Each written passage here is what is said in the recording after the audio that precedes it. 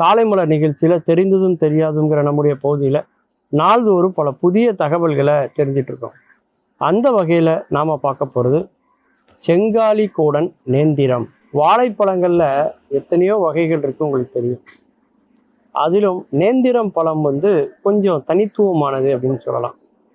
அதுலேயும் ரொம்ப சுவையான நேந்திரம் பழம் எங்கே அப்படின்னா செங்காலி கூடன் நேந்திரம் அப்படிங்கிறது தான் மிகவும் சுவையானதுன்னு சொல்லுவாங்க. அந்த அளவுக்கு அந்த பழத்தினுடைய சுவை, நிறம், வடிவம், அழகு, பண்பு இது எல்லாமே தனித்துவமானது. அதனால தான் இதற்கு புவிசார் குறியீடு வழங்கப்பட்டிருக்கு. அப்படி என்ன சிறப்பு அந்த செங்காலி கூடன் நேந்திரத்தில் இருக்கு? எப்படி இந்த செங்காலி கூடன்கிற பேர் வந்தது? அந்த இடத்துக்கு பேர் செங்களி. அங்கே உள்ள கோயிலுக்கு பேர் செங்களி அப்படின்னு பேர். அதனால் அந்த ஊரில் விளையிற நேந்திரம் அப்படிங்கிறதுனால இதுக்கு செங்களி நேந்திரம்ங்கிறது மருவி செங்காலி கூடன் நேந்திரம் அப்படின்னு வந்திருக்கு அப்படின்னு சொல்கிறாங்க. இன்னொரு சாரார் என்ன சொல்கிறாங்கன்னா, செங்களி என்று சொல்லக்கூடிய ஒரு நம்பியார் என்று சொல்லக்கூடிய ஒரு குறிப்பிட்ட வகையினர் மன்னர்களாக இந்த பகுதியில் ஒரு காலத்தில் ஆட்சி செஞ்சாங்க, அதனால் இதுக்கு அந்த பேர் வந்தது அப்படின்னும் இதை சொல்கிறாங்க. நம்முடைய வடக்கன் சேரி அப்படின்னு ஒன்று இருக்குது. இந்த செங்கலி பக்கத்தில் திருவனந்தபுரத்தில் பார்த்தீங்கன்னா வடக்கன் சேரி. அதிலிருந்து ஒரு குறிப்பிட்ட தொலைவில் இருக்கக்கூடிய எருமப்பட்டி அப்படின்னு ஒரு அதனுடைய எல்லைக்குட்பட்ட பகுதியில் இருக்குது. அங்கே தான் முதல்ல இந்த செங்காலி கூடன் நேந்திரம் விளைய வைத்ததாக வரலாற்றை சொல்கிறாங்க. அதிலும் குறிப்பாக பார்த்தீங்கன்னா அங்கே பாயக்கூடிய அந்த ஆறு, வடக்கஞ்சேரி ஆறு, மிகவும் வளமையான ஒரு ஆறாக இருக்கிறது.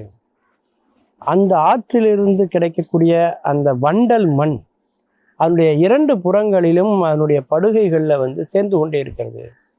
அவ்வளோ வளமையாக அந்த மண் இருப்பதனால அந்த கரையில் தான் இந்த செங்காலி கூடன் நேந்திரம் விளையுது. அந்த செங்காலி கூடன் நேந்திரம் பார்த்தீங்கன்னாக்கா செயற்கை உரங்களால் விளைவிக்கப்படுறதில்லை.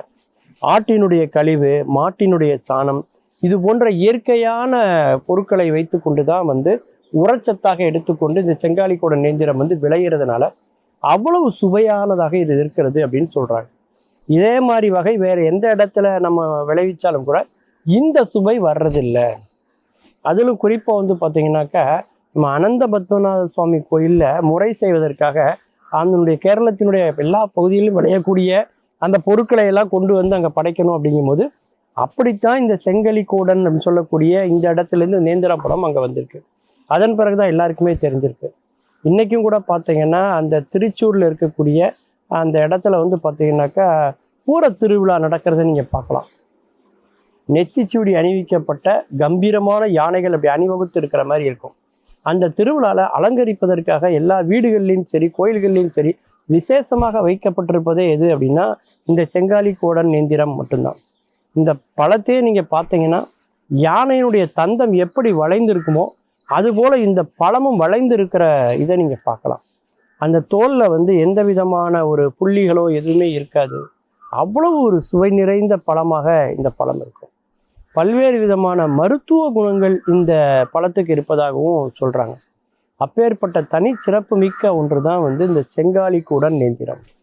மீண்டும் பல புதிய தகவல்களோடு, அதில் அறியப்படாத பக்கங்களோடு உங்களை சந்திக்கிறேன். நன்றி, வணக்கம்.